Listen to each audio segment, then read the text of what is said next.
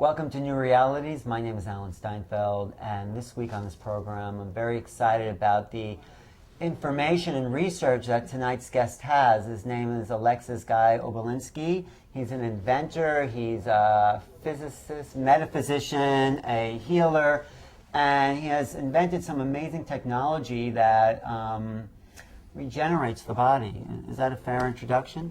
Reasonable. Reasonably fair. How would you introduce yourself as a what would you like people to know you for? Oh, I'd like to be known for reproducing Nicole Tesla's work. Okay, then let's start there. Let's start with Tesla, because Tesla, he did a lot of things. He gave us alternate current as opposed to Edison's DC current, but he also had some metaphysical ideas. So let's try to combine metaphysics and science, spirituality and science. So if we use Tesla as a base, what was his foundation or road into that? Tesla's foundation was basically that machines should model nature, and that any machine that produced energy should heal. That the basic force of life itself was free energy. Any machine that produced energy should heal. So he tried to match that frequency, the energy that's running in the body, right? Well, let me tie it in directly. The planet is negatively charged. Negatively charged. Negative ions. Negative ions. Okay. And the atmosphere, the ionosphere, is positively charged. And there is a balance constantly flowing between the Earth and the ionosphere, manifested by lightning, a positive bolt coming down to the Earth to cancel the Earth's negative charge, and a negative charge going from the Earth back up to the skies to bring the sky potential back down. These bolts are very important in the life cycle, and they're very important for plants, and they produce all of the elements that we need in the nitrates and so forth for plants. But more than that, Nikola Tesla invented a device he called the magnifying transmitter. And its function was to transmit energy by rebalancing the Earth and using this Earth ionosphere electricity as the mechanism. And that's what I wanted to concentrate on. So there's something in this balance between the positive and the negative that actually generates the life force of all creatures on the planet. Well, the life force is actually generated by the electron, the negative charge. The positive charge is the killing charge. They talk about ionizing radiation. They're talking about radiation that produces excess positive charges. This is the radiation that kills. So we need this buildup in the atmosphere that will kind of rain down on us and give us this. Just the opposite. You need the energy of the planet to bring us into balance. So the Earth's energy. And Earth energy is what we're talking about. Will bring us into. So a planet that didn't have this Earth-bound energy. It probably wouldn't have life. It wouldn't. That's interesting. But it's also connected with water. I mean, tell me about that connection to water. Well, water is able to dissolve. It's a super solvent. But the ability of water to dissolve things depends upon these charges. And it's called the zeta potential. And it's very important that there be an excess and negative charge, because that will keep things in solution. If it becomes positively charged, they go out of solution. And the reason we have smog and all of these things is because we are introducing into the atmosphere positive charges, which cause the material to basically come out of solution. Well, let me understand the zeta potential. So does all water have that zeta potential? Everything has a zeta potential. What we're talking about is the ability of water to carry particles because of the fact that the particles are dispersed. Being negatively charged, they repel each other. Dust, for example, in a room will repel itself. You'll see little particles of dust, but they'll collect on the fan blades, because the fan blades are metal and they're positively charged. So this is just part of the nature. If water has zeta potential in it and we drink it, it helps charge our body. It helps keep our body charged. So how do we then charge water? Well, you can get water now that is charged. I mean, As a matter of fact, if you drink it, you'll get a spark. Oh yeah, I know that water. But isn't water like from artesian wells also? Oh yes, this is one way to get it naturally. But water that comes out of the tap That's dead. it's dead dead water. Yeah. So is there anything we can do to that water once it comes out of the tap to give it the zeta potential? Well, we're working on that. Okay, so that's some of the work that you're doing. So Right. let's get back to Tesla then. So he understood this. He understood this. And create machines and mechanisms to create that balance Right, of the positive right. negative polarity. He expected to live to be 125 because he would periodically take baths in his machine. This is all in the documents. But what happened to Tesla? Why didn't he? He was poisoned. He was poisoned by the government. No, I wouldn't say it was somebody. Okay, we anyway. won't go there. But he was someone poisoned because they didn't want him. He was interfering. He had an appointment with President Roosevelt to get Roosevelt to stop the atom bomb. He thought that this would bring to the world some place that we didn't want to go.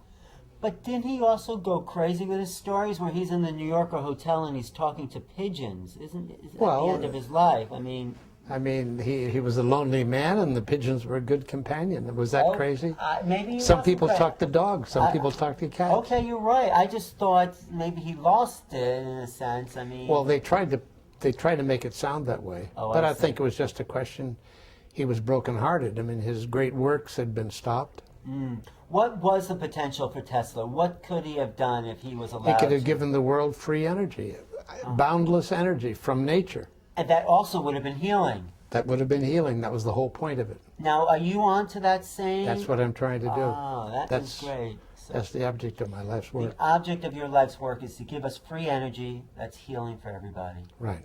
Okay, so Now, how? when we say free energy, you're talking about fuelless energy, energy that does not burn. Right, but the energy that gives out more energy than it. Well, consumes. energy is energy. It cannot be created nor destroyed. Well, The electricity. only reason we burn it is to make money.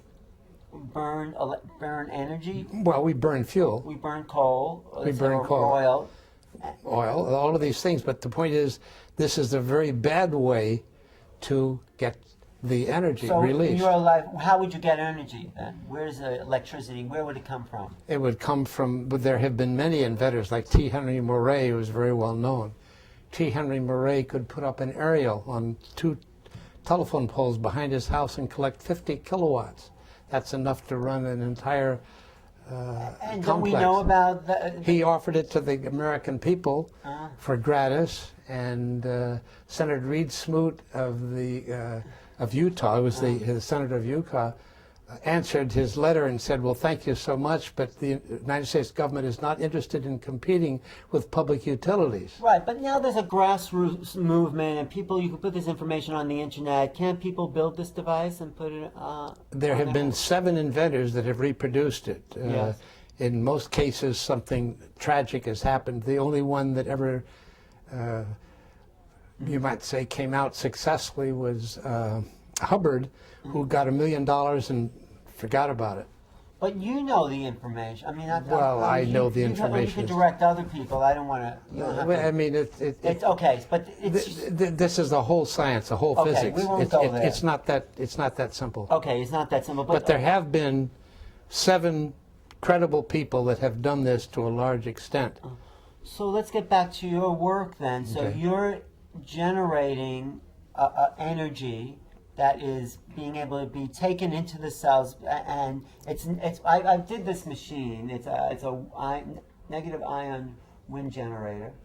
Can we say Yeah, that? I can say that. And it sends negative ions into the body. Right.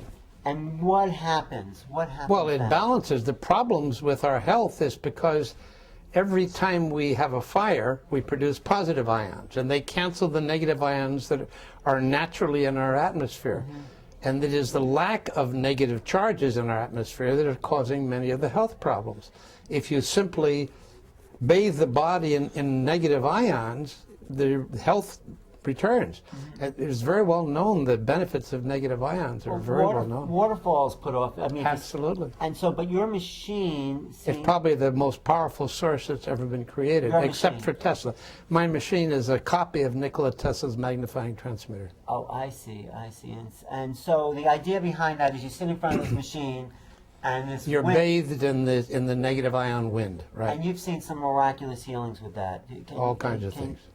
Okay. Well, I mean, the same benefits that you get by being in a waterfall, in the environment of a waterfall, or being in a mountain, or being in the seaside. But this is the only machine that exists. Why is a machine so difficult to create? Because if it's ions that exist everywhere. It's very hard to handle 300,000 volts in a wet room. Oh, how do you do that? That's the trick. It's difficult, but it can be done. It can be done, and you need a lot of you have to technology. More or less. I see. But you're working in other areas as well. So let's go into like the spiritual dimension of all this, because you also said when you are in touch with the free energy, it starts to bring the body back into its original time space. Well, the whole idea is to bring everything back into stasis, into balance. Mm-hmm. And the reason we have so many problems, we're living very unnaturally. Yeah. I mean, if this atmosphere is very much like the rainforest. In other words, except no fungus will grow. I mean, in this negative ions, you can't have any pathogens because they can't take the negative charge. Really? Because That's right. what's a pathogen anyway except something that wants to live on something else? And there must be things in our bodies that exist in that way to help support life. Well, our bodies balance all of these things because the charges are constantly being adjusted. This is how these systems work. For instance, we have to have healthy bacteria in our gut. Right. If we take antibiotics, we suddenly find that we're not healthy anymore because we've killed all the useful bacteria. So let's go into how, because of your early childhood experiences and your meeting with Yogananda opened you up to a spiritual connection and how that fits in with the health of the body. I don't think it opened me up. I think that Yogananda read my life. He could predict the 3 accidents that were basically life-threatening and taught me how to overcome them. The 4th event was a major event that would occur in my adult life. Right. He was able to read my life, and I suspect that my life was planned. In other words, I believe there is a predestination. But he talked to the spiritual aspect of you. You got in touch with this place where you exist beyond time, right? In a sense where, you know, all destiny is aligned, and gave you information. But how did that fit into what you're doing now? Let's bring it back to this work with Tesla. Or does that not fit in there? Well, no, it fits in the sense that Yogananda made a statement which is very telling. Yeah. That there is no magic. It's simply science that we don't yet understand. Right. And so my study of science is the way to understand the will of God. Right. God makes the laws. So in the study of science, the understanding of space and time are also changed, right? Because they're part of the bigger picture. You have to try to imagine how it's all put together. This is, to me, the wonderful study of science. What makes the world? But I think you had some original concepts about time that I hadn't heard anywhere else, about time travel and the ability to move. Oh, well, it is well understood in science that atomic time is reversible. This is accepted. So talk about that in terms of the machine. All right. Well, it has to do with the spin of particles can have a clockwise or a counterclockwise spin. Let's just use it in a very simple sense. Yeah, okay. And there are whirlpools.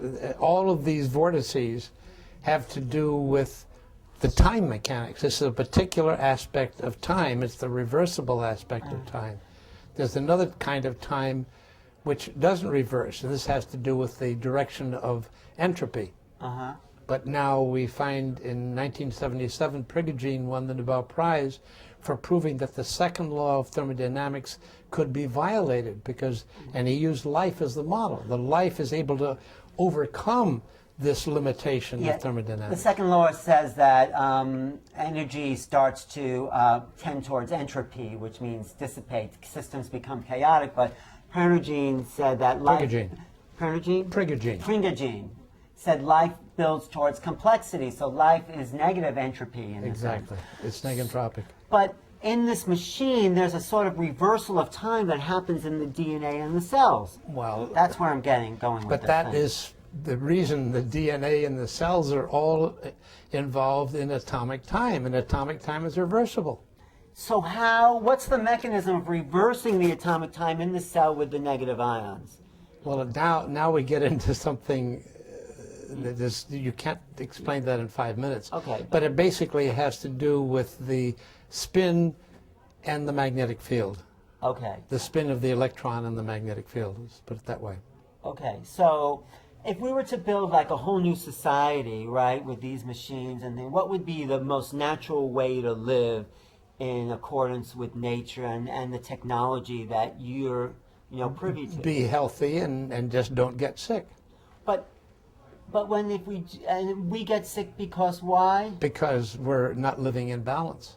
And the right balance, but is this balance? I mean, we're in a nice apartment here. What would be balance? How do you define balance?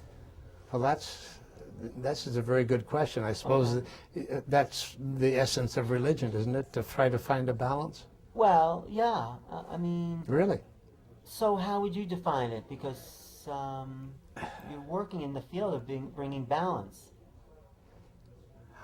I don't know how I could define it. I mean, I guess you ask any of the great sages, they always talk about balance. How do you maintain, how do you go towards balance and go away from chaos? Right. Well, I think also... Balance, remember, would be negentropic and chaos would be entropic. Okay. There's something else I wanted to talk to you about, the machine, as far as that whole balance and intelligence. It's like, as you're looking at this machine and you're looking at this thing that's emanating, you're in a dark room, you're in this room that's very high humidity, and there's these electrical kind of currents coming off this light. Right. But it looks intelligent. It is like you're looking at the intelligence of the universe almost with it. You're interacting with some cosmic intelligence. It would seem that way. And so, did you create something that taps into... I've had people say that. I mean, I wouldn't go that far, but... Well, how far would you go? I would listen to... I would be quiet. No, but what is it that you feel you tapped into beyond the physics and the mechanics? I believe this is the window. This is the window into another dimension. Okay. Because if we truly are made of negative entropy, it means the universe is an open system. Right. And if it's an open system, energy has to be coming in from another dimension somewhere. Correct. So you've created the window that allows the negative ions to enter from this other dimension. I wouldn't say I created it. I think this was, the original work was done by Nicole Tesla. Was he aware of that? I'm absolutely convinced he was aware of it. Well, because that is a spiritual dimension. If you've opened... Well, read his writing. He was very spiritual. No, I know, but as far as like you're connecting with it coming from a spiritual place as well, right? Because... Well, this is... What? I would like to think so, but I mean... no, I'm sure you are, but I'm saying, what are the higher levels of thinking that went on when you're in the inventing room and you're tapping into something beyond just the mechanics? You're tapping into the greater mind, it feels like.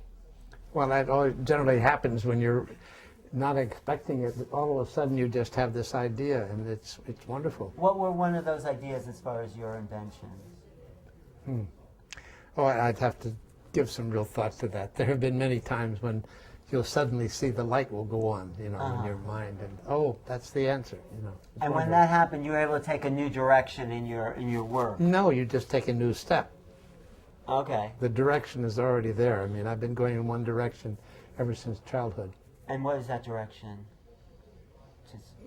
I would say the direction is to be able to build a practical machine that can tap the energy of the planet. Tap into the life force of the planet, right? The planet. It's the life force. And you've done that. I feel you have done that. Is there? This is the I objective. know you're modest. Okay. Well. No, but I think. But is there anything else with Tesla's work that you have yet to duplicate that you would want to? Well, I'd be very happy if I could just finish this part of it. He did so many things. What else did he do? Well, basically all of his machines were adiabatic. Which means? Which means they do not increase in entropy. Okay. So Now- they don't use more energy than they Well, give back more energy? No, the ordinary machines Yes. will produce heat, waste heat. Okay. They produce exhaust. They create waste ashes. Uh-huh. These are all indications of a positive entropy. You want a machine that is completely natural, like a biological system, Right. where everything is used. Nature never wastes anything. Oh, I see. So all natural machines are basically 100% efficient. So could we go there as a new industrial culture? Can we make these types of machines? Well, if our politicians would let us. So we have to get to the politicians and say, I'm look, afraid so. So this is a rebirth of an industrial revolution. It's a possibility for that to happen. And we could build cars like this, and everything's possible. Well, now we get into economics. I mean, what's possible, what isn't? I Well, don't know. forget the economics. And the vision you have of a future, the possible vision is what? Just tell us, because you have a big vision of what we can create here. These problems are way beyond my reckoning. All I can do is possibly make the equipment available. Right, It's and- up to someone else to figure out how it will affect mankind. I don't know. Yeah, that's not your job is just to create it, right? Right. So you would create cars that run on this, and all household equipment that would run on this type of energy. Well, you have to remember Tesla built an automobile, Oh, we did. I didn't know that. and it was a Pierce Arrow, and it developed, I think, 150 horsepower, and his entire source of energy was a 6-foot rod on the back of the car. It was picking up the radiation from the earth. Wow. And that is a fact. The car was shipped to Yugoslavia, and it disappeared in transit. And no one has the plans to recreate that? No one has the plans. Wow. Well, the plans apparently turned up, but that's another story. What do you think about Tesla's understanding of extraterrestrials? He sort of predicted they were coming. Do you have any connection Well, with that? what would you call all the flying saucers that people see and hear about, Right, but or the undersea vehicles? Or I'm totally into that. But what did Tesla particularly say? well, he was considered to be crazy because he talked about things that today we accept. Right. Like, what did he say in particular about the UFO? He said he was talking to other intelligence. And were they helping him with those inventions, you think? Well, Tesla was beyond belief. He was a great mystic. I don't know. Well, we'll probably do a conference on Tesla this year sometime, and I'd like you to come down and talk along with some other people who have also researched this. So we'll do that. Is there anything you'd like to leave the audience with that to inspire them and to maybe create their own ideas of the future? Well, just to realize that there have been a number of people that have built machines that would be called perpetual motion machines, that it really does exist. And the understanding behind the perpetual motion machine Is we live in an open universe. But we have to tap into where the opening is. But the opening is all around us. But We're surrounded by it. We live in a sea of energy. right, but We put up our hand and there's a wind at the speed of light passing by. All we have to do is take some of that energy. Just think about it. The aerial is sticking up in a wind that's going 186,000 miles a second. how come no one thought of this? They did. Nicole Tesla thought about it. But he was the only one. It wasn't the only one. But Well, there were probably others. But so it does get into an economic conspiracy. Let's say that people. The word conspiracy, why don't we just say business? Okay, it got into a business that people wanted to make money off of this industrial burning coal, burning oil, burning And gasoline. anything that interfered with that had to be stopped. Okay. That's not a but conspiracy. That's business. But I think we're moving into a new time. No, I wish I thought that. I do think that. I do think because it's falling apart. The old system's falling apart. I think the earth changes will bring that about. So you do think there'll be earth Oh, changes? definitely. And what kind of earth changes? Well, I think the poles are getting ready to move. And what happens when that happens? Well, we begin the new ice age. I mean, it'll take 10,000 years before it's completed, but in those days, why the sun will rise in the west and set in the east.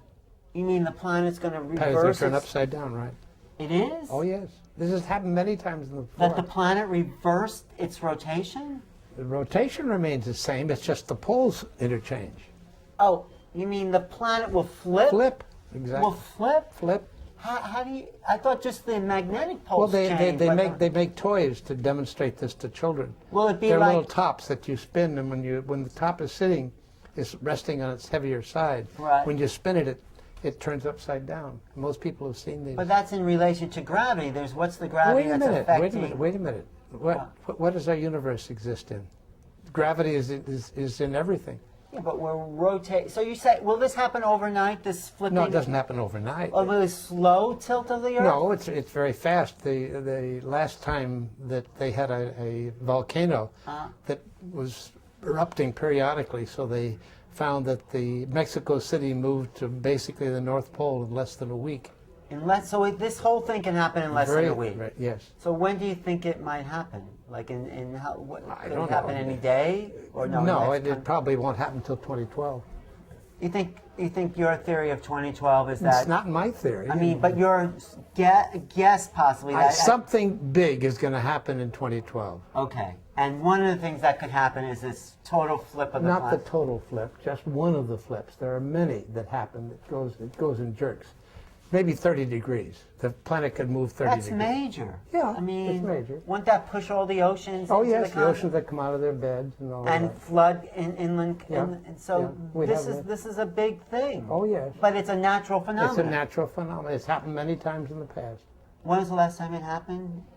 Well, they say 50,000 years ago was some of the events. So what are you doing what can people do to prepare for 2012? Pray. I never heard. That's an interesting theory behind 2012. But Well, that's what the Mayans are talking about. they're talking about a flip of the Earth's Well, axis. No, anyway. I know. I'm just curious. Well, they talk about a new root race. Right. Because obviously, when the ice age comes down to the equator, there's no food. Right. But there'll be a new equator, right? Well, there won't be as many people. Right. So we go back to the Stone Age. Wow. What some of the technology will it remain? Well, that's a good question. All right. All right. That's interesting. Okay. How does this fit in with your work? Just to sum it up. I think whatever you can do to survive this coming time. What can people do You can develop a source of energy. with this That's technology? the key. That's the key. Wow. A personal source of energy. Wow. To heat your home, to drive your vehicle, to allow you to live under very difficult conditions. Wow. Thank you, Alexis, for all your work. It's amazing. Talking to Alexis Oberlinski, inventor, scientist, and philosopher. Thank you. This is Alan Steinfeld for New Realities. If you want to email me, go to newrealities@earthlink.net. Check my website, newrealities.com. Thank you for watching. Okay.